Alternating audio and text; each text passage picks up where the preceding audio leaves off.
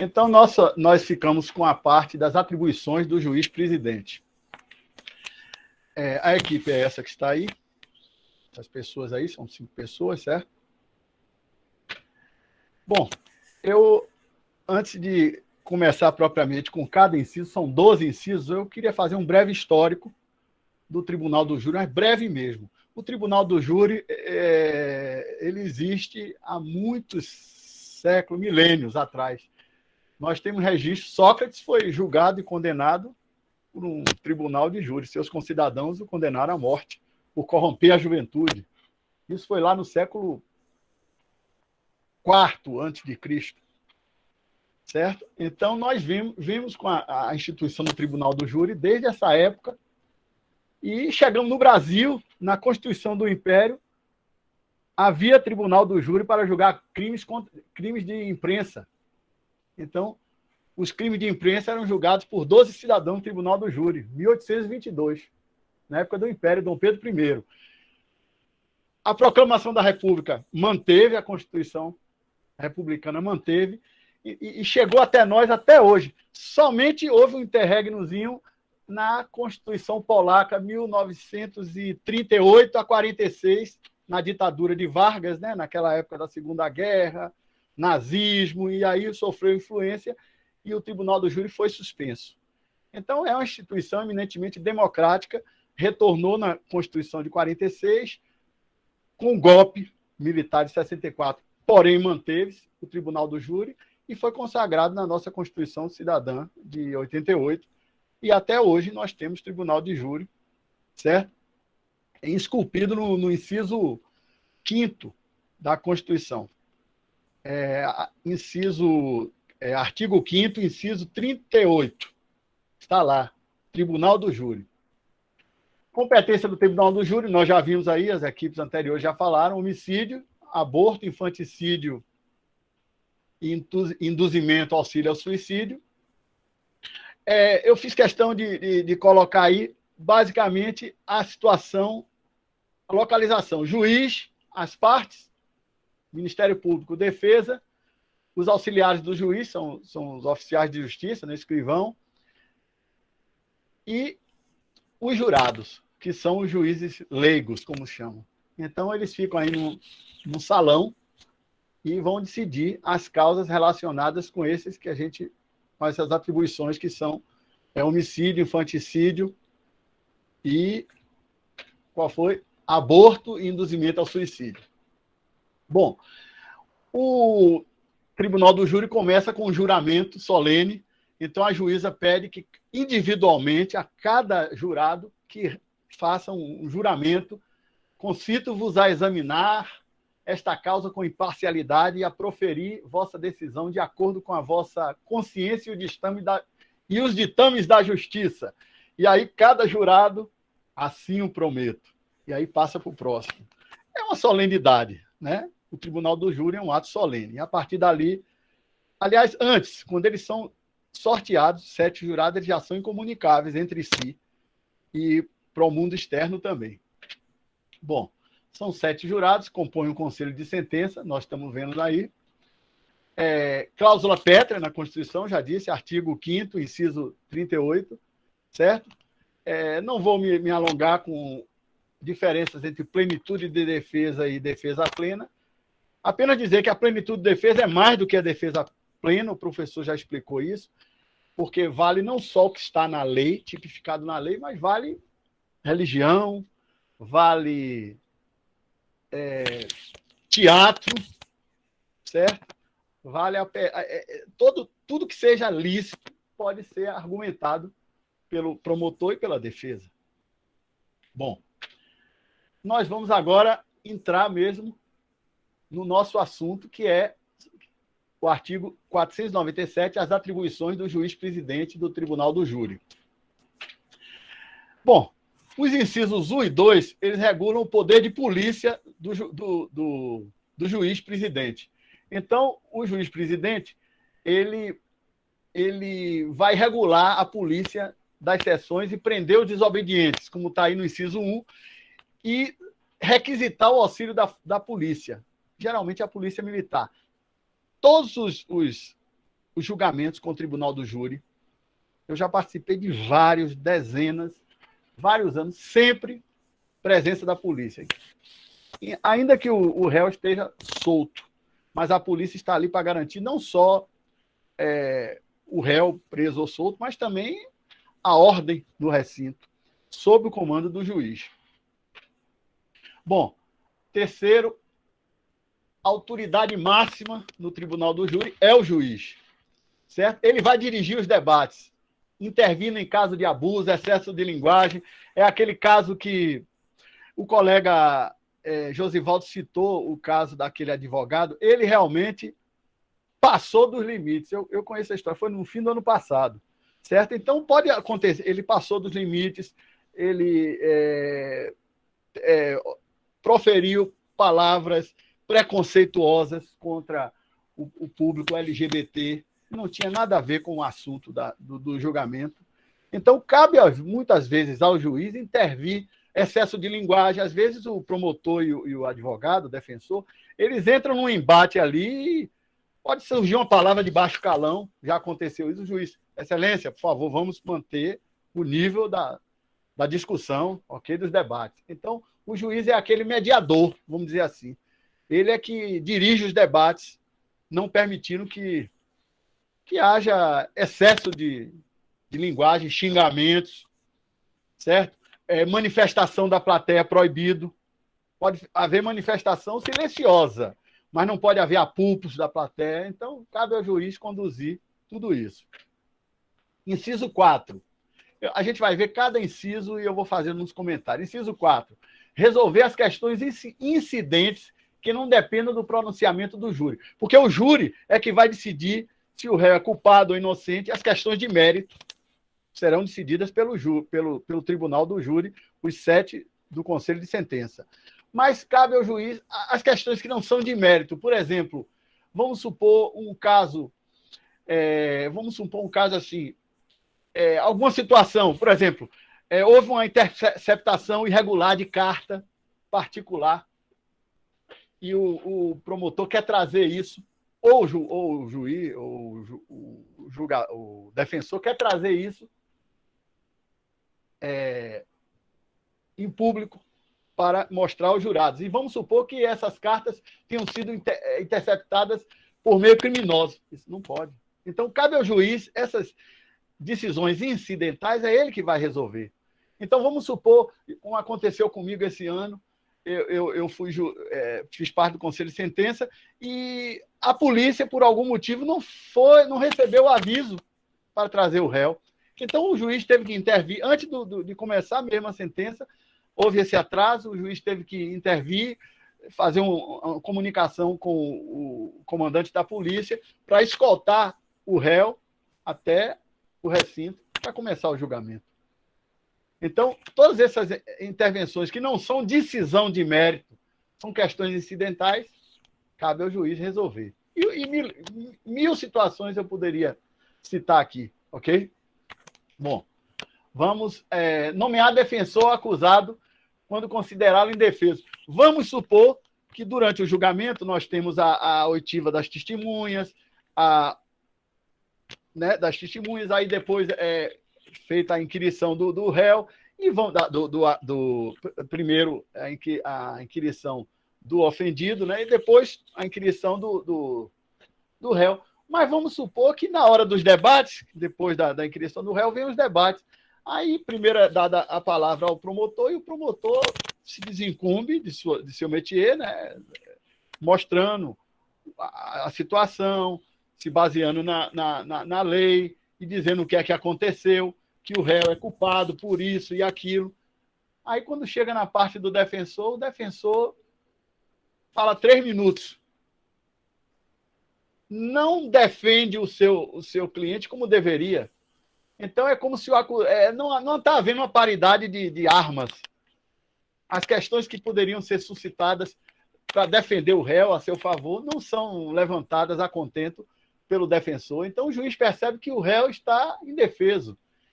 É uma vergonha para o defensor, mas pode acontecer. Então, cabe ao juiz, nesse caso, suspender o julgamento, suspende o Conselho de Sentença e marca um novo julgamento com outro sorteio, outros jurados, que vão outro defensor para defender esse réu, para ele ter, para haver contraditório, para haver ampla defesa. Certo? Então, cabe ao juiz, se perceber isso, tomar essa decisão. Então, é a decisão do juiz também. Réu rebelde. Então, mandar retirar da sala o acusado que dificultar a realização do julgamento. Vamos supor, o réu já teve sua hora de expor seu ponto de vista, contar o que foi que aconteceu, argumentar, confessar o crime ou não, ou negar. Pronto. Ele vai ficar calado, porque depois dele é a hora dos debates, é a vez do promotor falar. E vamos supor que o réu, em determinado momento, não, eu não fiz isso não. Ele se manifesta. Ele não pode fazer isso. Nem o réu, nem a plateia, nem os jurados. Certo? Nem a outra parte. Salvo ele pedindo a parte, a gente vai ver isso depois. Vamos supor que seja a vez do promotor falar. Então, o defensor vai ficar calado escutando. Certo? Então, a questão é essa. Então, cabe ao juiz, se ele perceber que o réu está rebelde, não obedece, ele pode, inclusive, mandar a polícia retirar o réu do recinto. Ele vai ter que se retirar, mas o seu defensor, o seu advogado de defesa, vai ficar presente, escutando. Ok? Bom, vamos para o próximo. Suspender a sessão pelo tempo indispensável à realização das diligências requeridas ou entendidas necessárias para manter mantida a incomunicabilidade dos jurados. Ou seja, vamos supor que o juiz percebe, tem uma testemunha imprescindível. Vamos supor, uma testemunha imprescindível foi registrada que precisava dessa, e a testemunha não compareceu. Então, essa testemunha não compareceu e o defensor não abre mão dessa testemunha. Porque o defensor pode, antes de começar o julgamento, o defensor pode dizer, olha, eu abro mão da testemunha, aí não tem problema. Mas durante o julgamento, ele não pode abrir mão ele pode até abrir mão da testemunha se os outros concordarem, jurados, o próprio juiz e o promotor. Mas vamos supor que o defensor quer essa testemunha. Então, o juiz, testemunha imprescindível, registrada isso e mandado. Então, o que é que acontece? O juiz interrompe a sessão, os réus continuam incomunicáveis, e o juiz manda a polícia, por exemplo, ir buscar a testemunha. O carro furou um pneu, está em determinado endereço.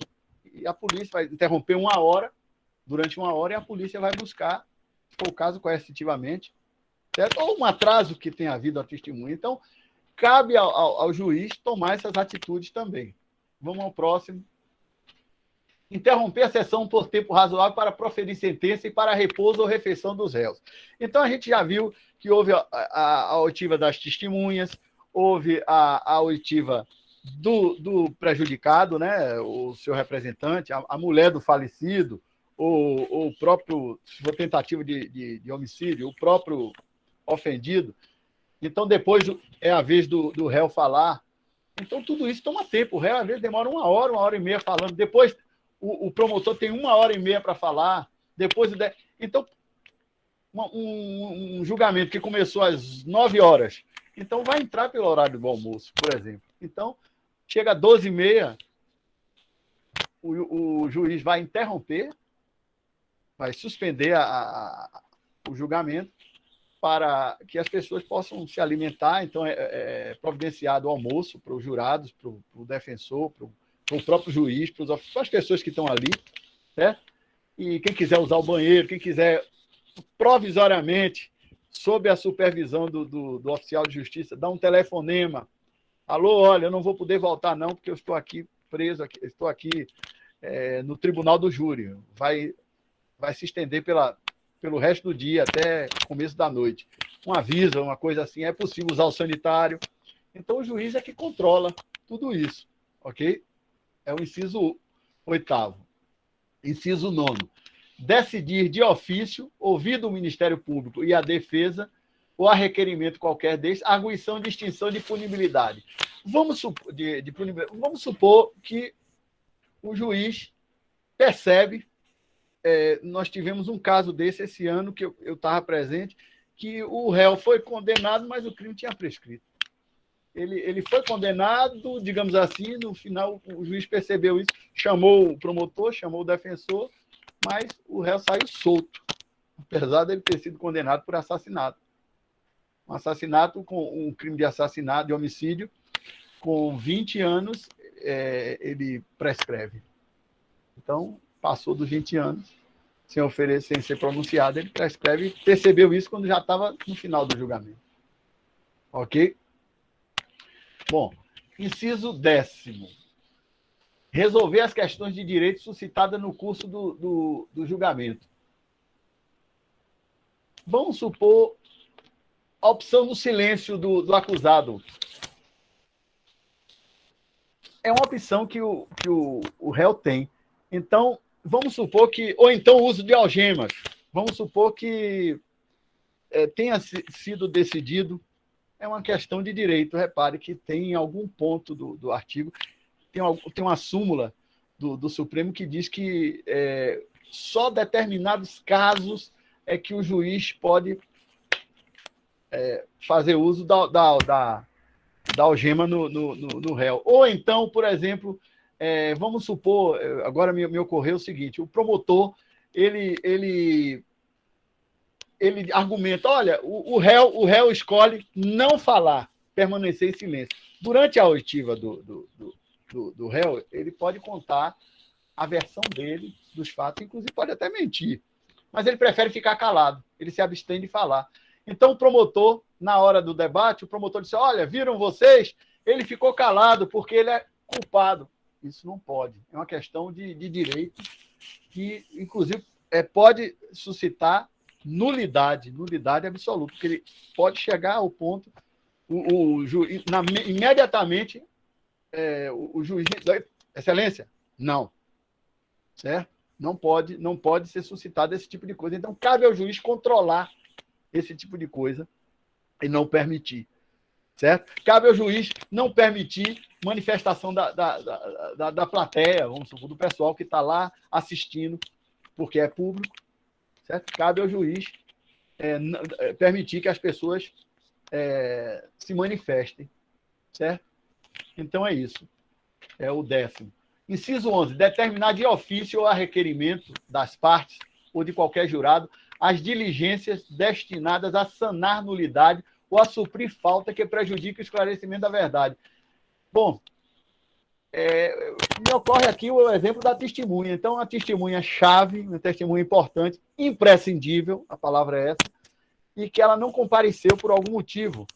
Então, cabe ao juiz, se for o caso, inclusive, suspender o julgamento, suspendeu o conselho de sentença, vai haver outro julgamento com outros jurados sorteados, se for o caso, se a testemunha não comparecer e a parte, promotor, defesa, de quem seja a testemunha, não abrir mão dessa testemunha. Então, cabe ao juiz tomar essa decisão também. Certo? E, por fim, os apartes, por fim do último inciso, a questão dos apartes.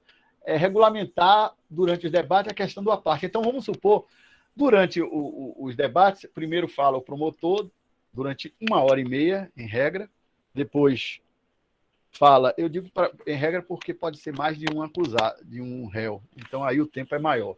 Mas vamos supor que fale o promotor durante 1h30.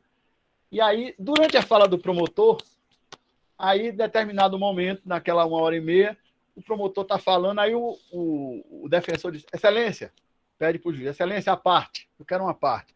Se o promotor concordar, é dado a parte ao defensor e ele argumenta, inclusive questionando, negando determinado ponto da fala do promotor. Assim como também na hora do defensor, ele pode conceder uma parte ao promotor. Então, essa troca de favores.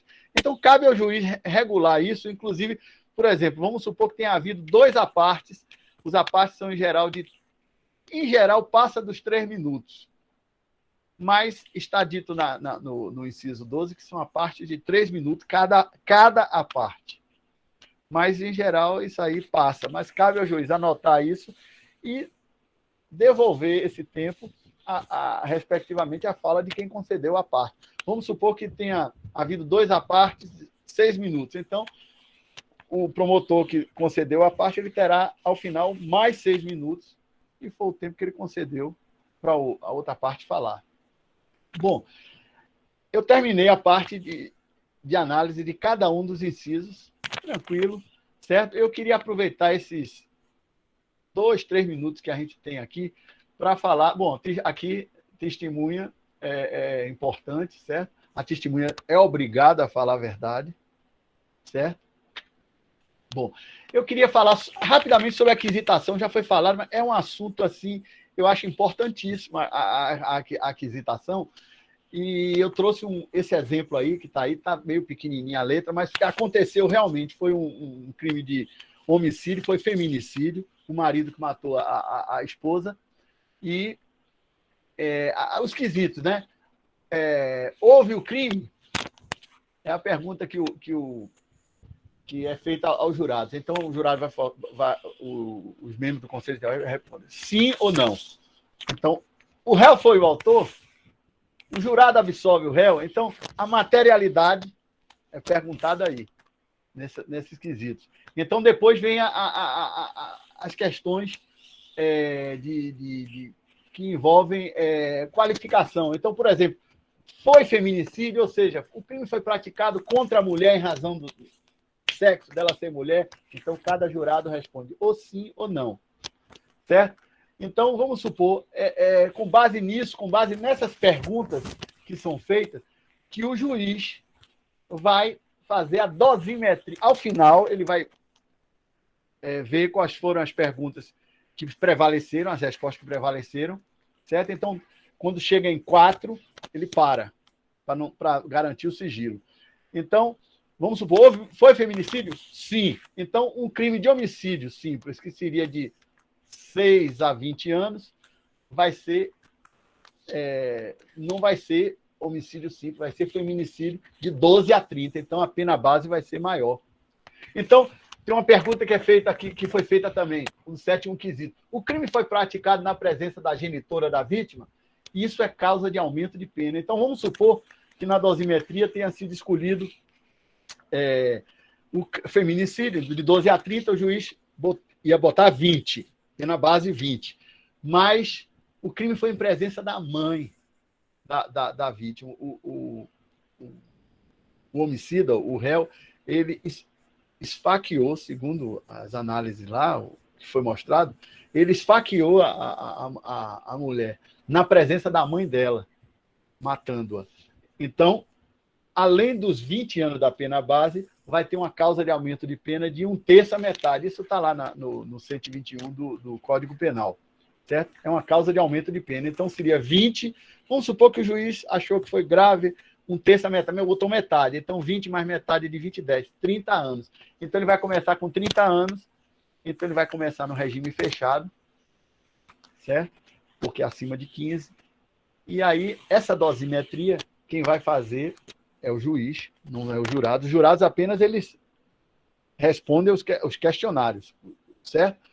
E aí o réu vai ser chamado, porque essa votação foi feita numa sala, o pessoal chama sala especial ou sala secreta, eu acho melhor o nome sala especial.